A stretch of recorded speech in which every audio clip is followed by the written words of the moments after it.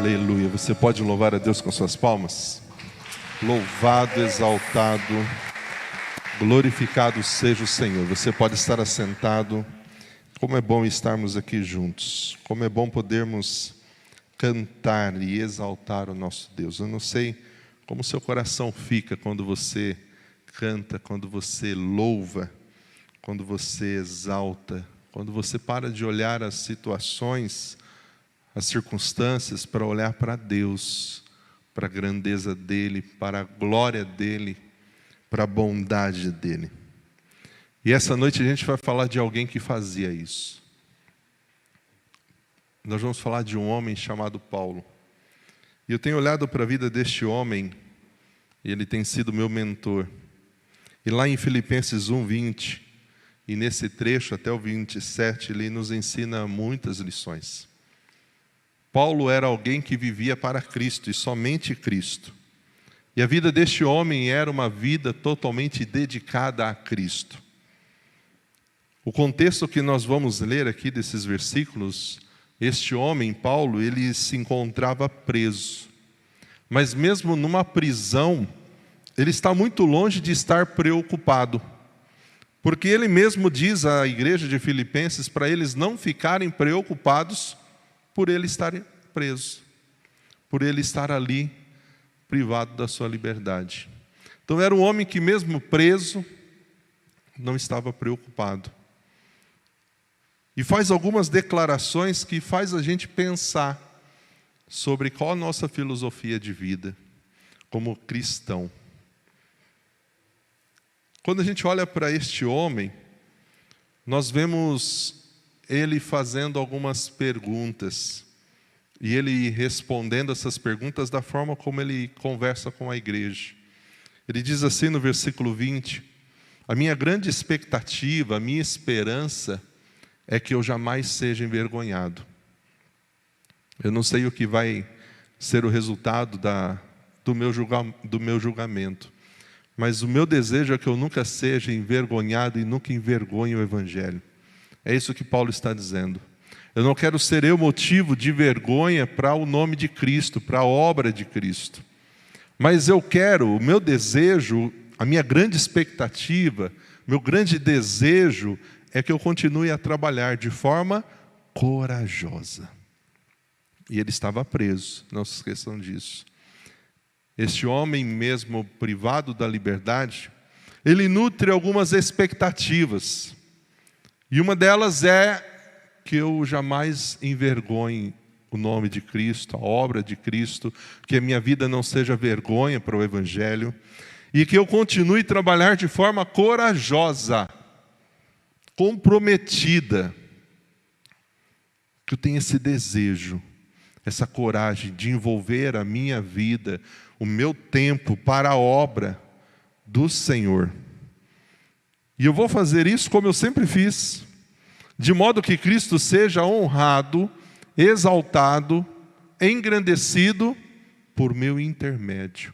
Tudo o que ele fazia era para que Cristo fosse engrandecido. Nada do que ele fazia para que ele, Paulo, aparecesse, recebesse aplausos, fosse visto como grande missionário. Tudo o que ele fazia era para que por intermédio dele, Cristo fosse honrado, Cristo fosse exaltado. Era Cristo que tinha que ser glorificado através do que ele fazia. E aí ele faz uma declaração que talvez eu e você não faria.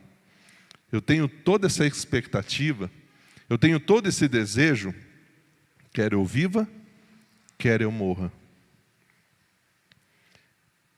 A gente vê que essas perguntas, o que é a vida significa para nós, o que dizer sobre a vida, o que é a morte, o que esperar da morte, muitos sequer pensam sobre o sentido da vida. Passam pela maravilhosa e assombrosa realidade da vida sem sequer refletir sobre o que é a vida, o que de fato é importante na vida, quais são os valores mais importantes. Se você for para a filosofia, você vai ver vários conceitos filosóficos sobre a vida. E talvez alguns baseiam sua filosofia de vida em alguns desses conceitos filosóficos. Mas e para o genuíno cristão? E para nós que temos a palavra de Deus como regra de fé e prática nas nossas vidas, como podemos responder à pergunta? Olhando para a experiência de Paulo, a gente pode responder essas perguntas. Paulo estava afirmando aqui para ele, tanto fazia estar vivo ou estar morto. Tudo na vida dele girava em torno de Cristo. Se estou vivo, é para Cristo. Se morrer, é para Cristo. Quer eu viva, quer eu morra, Cristo está em primeiro lugar. Cristo é tudo que eu tenho. É a coisa mais importante para mim. A marca distintiva do cristão é essa. O viver para mim é Cristo. Eu ia mudar aqui, já mudou. Pois para mim o viver é Cristo, o morrer é? Morrer é? Declaração estranha para os nossos dias, não é? Viver para mim é Cristo. Morrer para mim é lucro.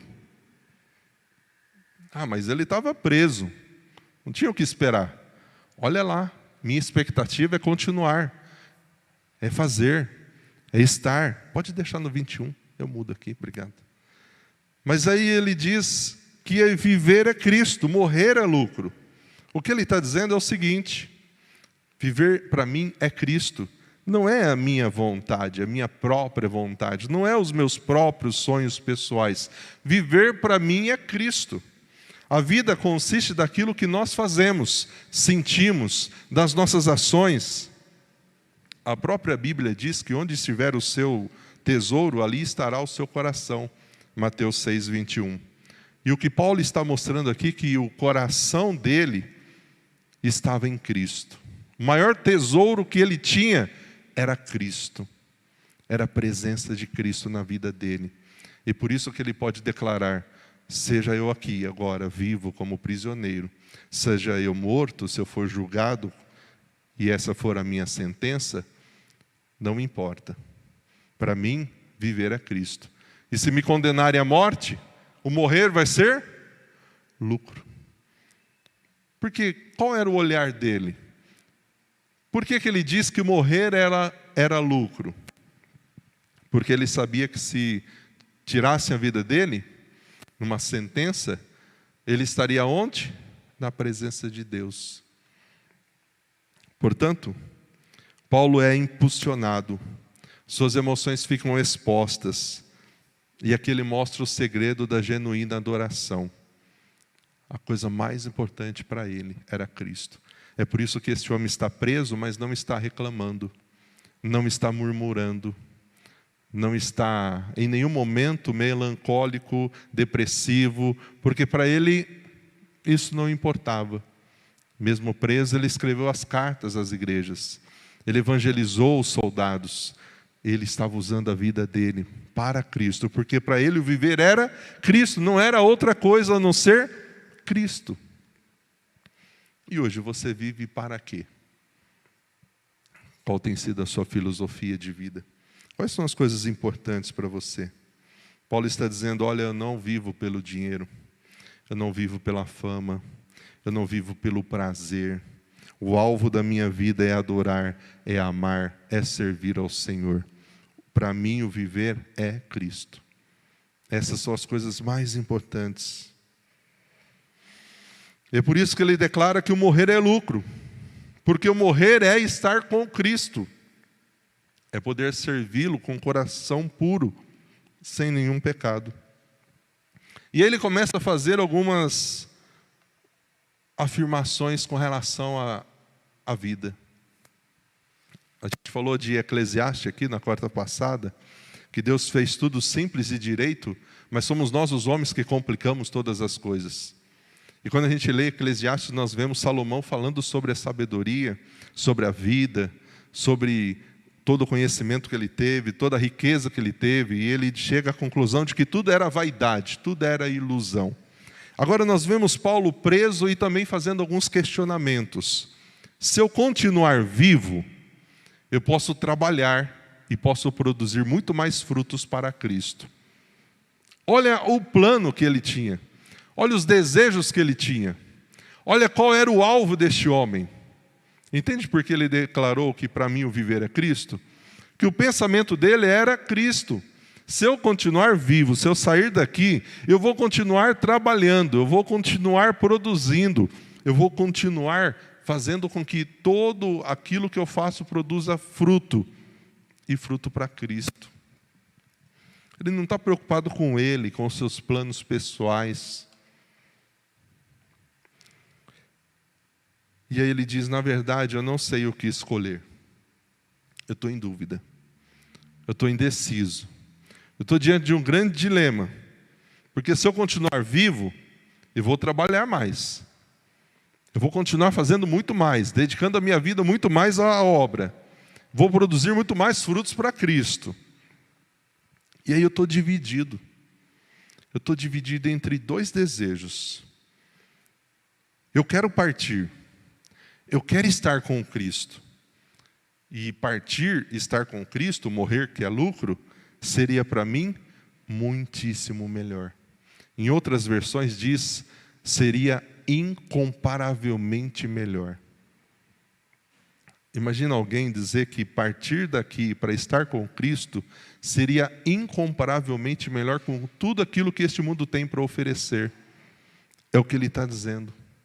Agora eu estou dividido, eu estou em dúvida. Eu estou dividido nesses dois desejos. O permanecer aqui, continuar trabalhando, produzindo frutos para Cristo, ou partir e estar com Cristo, o que seria muitíssimo melhor. O que nós escolheríamos? Ou nem estamos preocupados com isso, porque o nosso desejo é ficar aqui mesmo. Aliás, a gente tem tantos sonhos, tantos planos. Interessante que quando a gente vê a declaração deste homem, nesse versículo aqui, e a gente avalia hoje a forma como as pessoas estão vivendo, a frase de algumas pessoas seria um pouco diferente desse versículo. Sabe qual seria a declaração de algumas pessoas? Algumas diriam assim, viver para mim é lucro, e morrer para mim, morrer é o fim dos meus lucros. Enquanto eu estiver vivo, para mim viver é lucro. Eu vou ganhar mais, eu vou ter mais, eu vou juntar mais. Morrer para mim é o fim, porque eu perco tudo. Paulo não fez essa declaração. Paulo diz, enquanto eu estiver vivo, viver para mim é Cristo. E se eu chegar a morrer, morrer é lucro. E aí eu estou dividido. Continuo vivo ou vou partir e estar com Cristo? E por que ele estava pensando nisso? Porque ele estava pensando com relação à vida. Ele sabia que ele seria julgado. Ele sabia que poderia ser condenado à morte. Mas para ele isso não importava, porque tanto vivo como morto, o que ele está declarando é que eu vou continuar engrandecendo Cristo na minha vida, exaltando Cristo na minha vida, fazendo Cristo aquele que é o mais importante na minha vida. E quando a gente olha essas declarações, a gente se pergunta, e nós? Paulo diz, contudo, mesmo dividido, por causa de vocês, é mais importante que eu continue a viver. Estar com Cristo seria muitíssimo melhor, mas o meu desejo mesmo é continuar com vocês.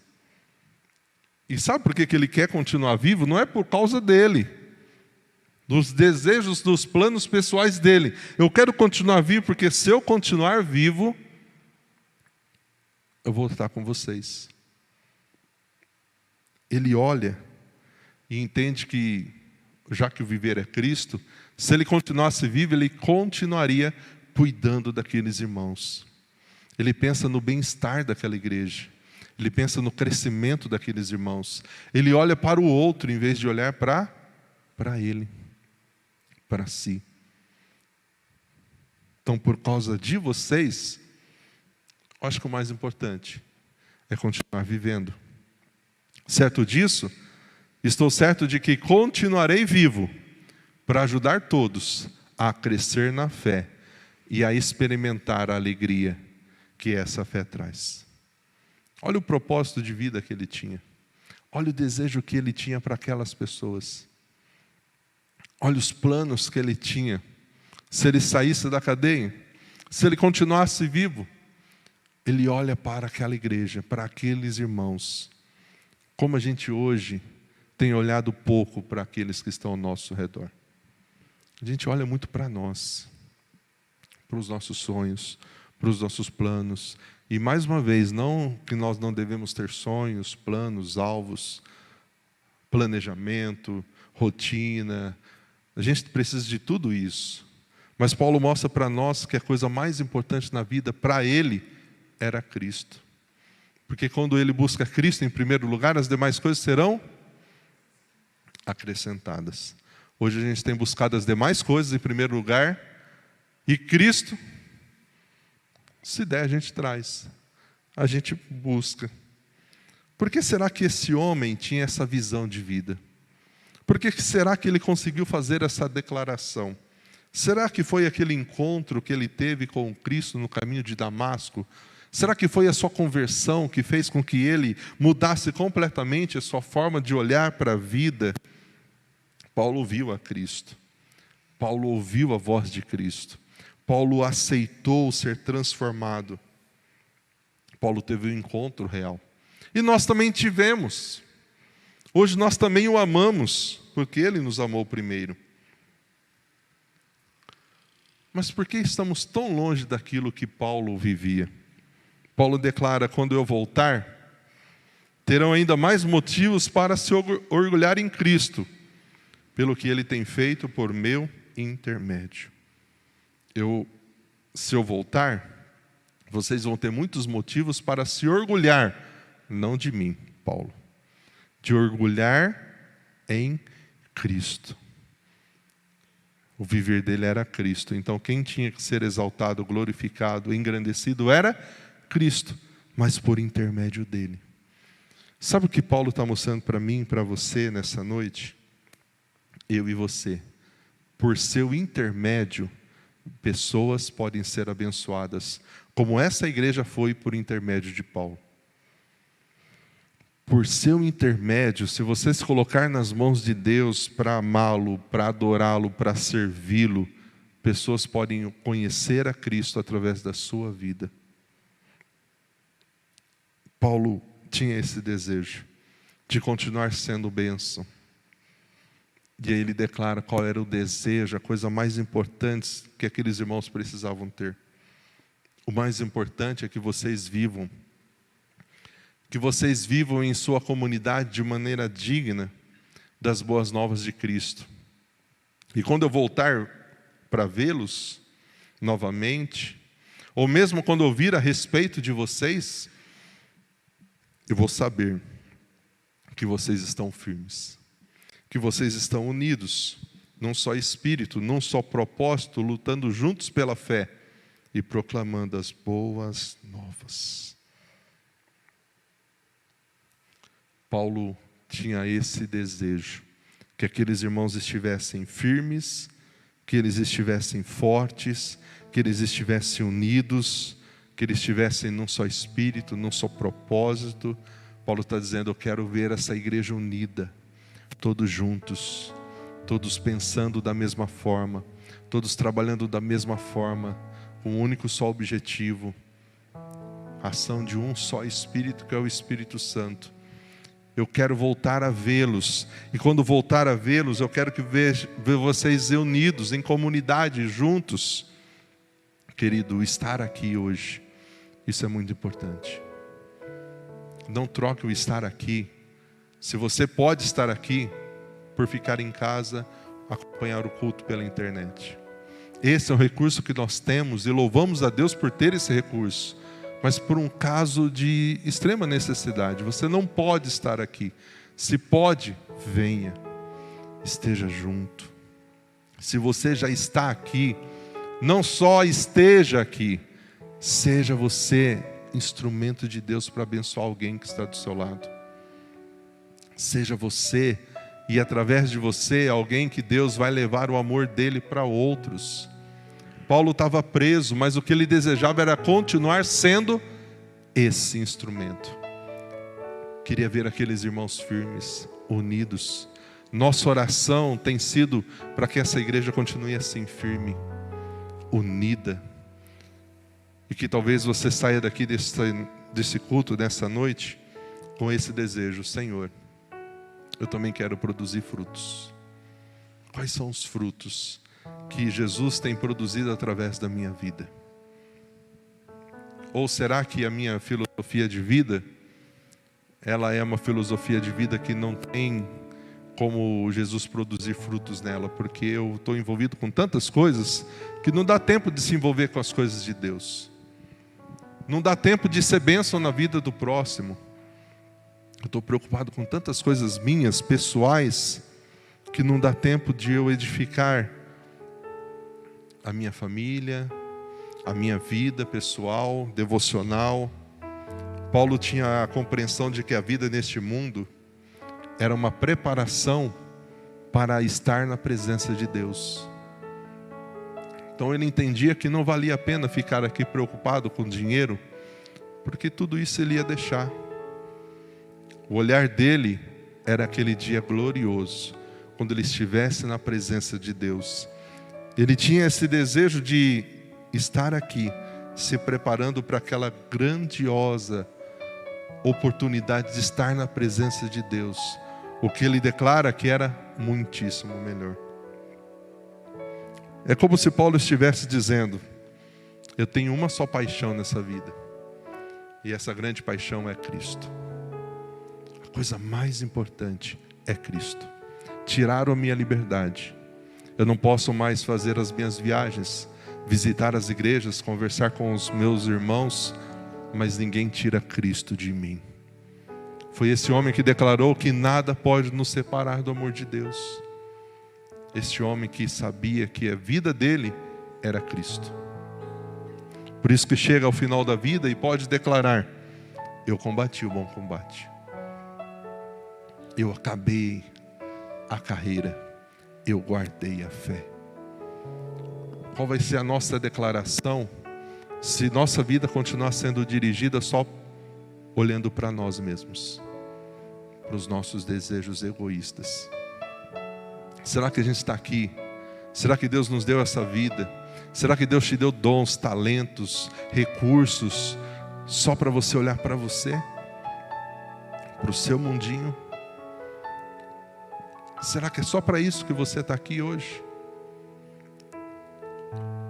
Eu tenho lido um livro do John Piper, Não Jogue Fora a Sua Vida, e ele fala um pouco sobre isso.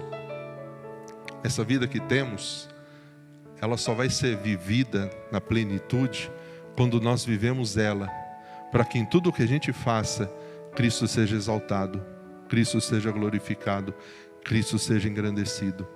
Se não é assim, estamos jogando fora a nossa vida. Vida que Deus tem dado a mim e a você como oportunidade para sermos bênção, para fazermos a diferença. O que você vai querer? Que as pessoas se lembrem de você quando você partir. Que você só foi um bom profissional, um bom filho, um bom esposo, ou que você foi um grande homem de Deus, uma grande mulher de Deus, que estava junto, que sempre tinha uma palavra de esperança, que sempre estava presente, que sempre olhava para as pessoas e dizia: vou orar por você. De que forma você quer ser lembrado? Paulo era esse homem que queria ser lembrado como aquele que o viver para ele era Cristo e o morrer era lucro. Enquanto muitos não querem pensar na morte, porque a morte é o fim, não tem como continuar ganhando, juntando. Para Paulo, morrer para ele era algo que não era tão assustador assim, porque a morte levaria ele para estar na presença de Deus, e isso era muito melhor. Quais são seus valores? O que você pensa sobre a vida, sobre a morte? Onde você está construindo? Querido, eu quero construir a minha vida em Deus. É isso que você quer nessa noite? Vamos ficar de pé? Vamos fazer dessa música a nossa oração. Vamos dizer: Senhor, digno Tu és Digno Tu és de todo o meu viver, de toda a minha adoração. E eu quero, Senhor, construir a minha vida em Ti, edificar a minha vida, a minha família em Ti, usar os meus dias, a minha vida, meus dons, meus talentos, os recursos, não para mim somente, mas para o Seu reino. Eu não quero viver somente a minha vontade nessa terra. Eu quero entender qual é o Seu propósito para mim. E eu quero viver os propósitos do Senhor para a minha vida. A sua vida vai ser muito mais plena e feliz quando você viver os propósitos de Deus para a sua vida e não só as suas vontades. Vamos declarar isso?